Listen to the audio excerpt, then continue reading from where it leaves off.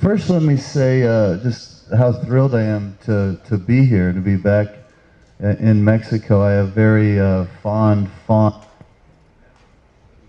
Take mine, Andre. Here you go. I have very fond. We'll just pass it back and forth. It'll be all right. Very fond memories. Starting with my first one, I came here in 1992, and I flew down with John McEnroe. We played in Mexico City, and at the time I brought my girlfriend with me, who was so beautiful. Not as beautiful as my wife is,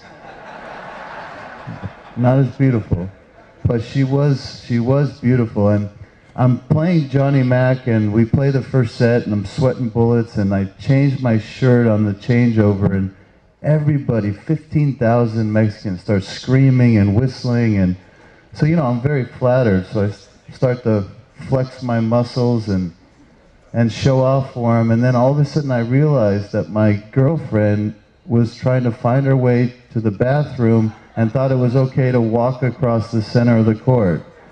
So at that moment I knew Mexico had fantastic taste, and I was forever in love with Mexico. But it is great to be back, and what if I find reasons to do this, and reasons to fight back and to climb back from 140 in the world to #1 in the world? What if I find my own reasons, and I started to look for those reasons? What is it that pushes my buttons with tennis? And it was connecting with people and making a difference in their lives. So I started my foundation, and I started to say, what if I could give children the one thing I never had, which is an education.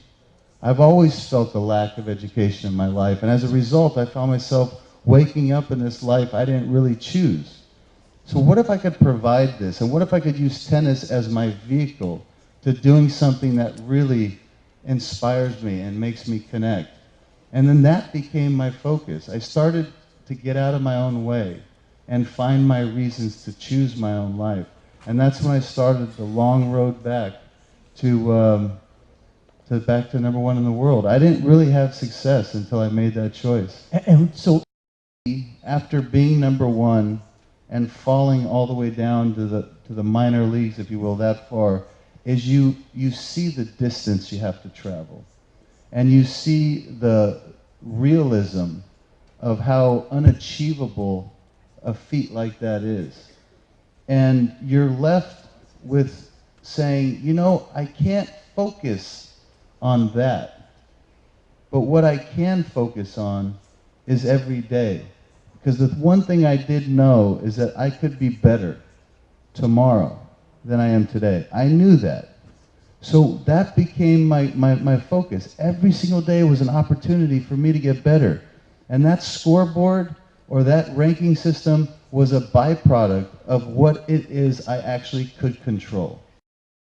I mean, I might have been this close to my dream, and then I just kept reminding myself, control what you can. You can't control where the ball goes. You can't control your focus, your discipline, your shot selection, your work ethic, your execution.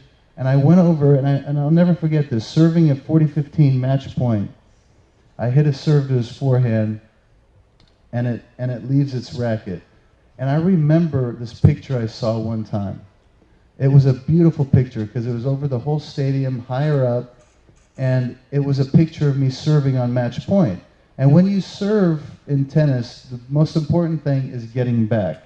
So you don't know where your serve's going. You have to now be ready to defend. So in this picture, I'm serving and I'm pushing back with my eyes focused, and Medvedev is hitting, Andre on the other side of the court, is hitting this forehand return, and the ball has just left his racket by maybe 2 inches. And everybody in the stadium, you can see, is so focused on this ball. And Brad Gilbert, my coach, is standing up in the box like this. I mean, with his hands in the air. My coach was literally the first person to know that I had just won the French Open. unbelievable. This is like watching a movie.